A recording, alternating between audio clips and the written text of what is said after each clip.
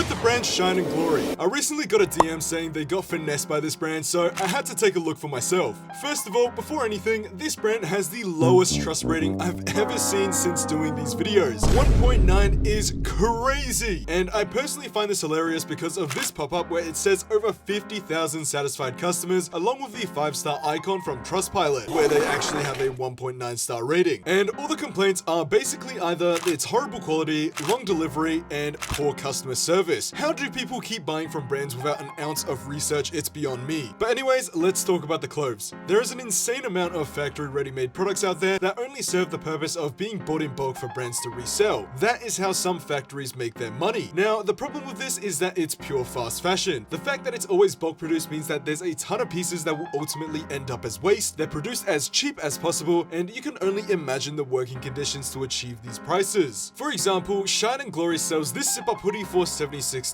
Can you guess how much it cost them to buy from the factory? It cost them less than $5 a piece to buy from these factories. Let that sink in. Less than $5 for a hoodie. Not only that, but Shine and Glory also lies on their webpage claiming it's 80% cotton and 20% polyester, when in fact it's actually fully polyester, and lying about material is illegal. Every single piece from their website is cheap, fast fashion, and 100% polyester bullshit. They also literally do not have to interact with any stock since they get it shipped from China as well, according to the reviews. This whole brand is an absolute sham, and you should never give your money to a scummy company like this. It feels like it's always the same story with these streetwear stores. If you see any hooded fur jackets, stonewash, or some stupid graphic, it's produced for pennies and you are getting scammed. Especially if you see this jacket, man. They always seem to put this jacket up for some reason. Also, I'm not sure if these posts are like all influencers or what, but if a brand has that vibe of that everything is influencer promoted, it's probably not a good idea to buy from them. But yeah, people are always talking about Zara being fast fashion. They are, but we should also be talking more about Instagram brands. You know, don't give your money to this brand.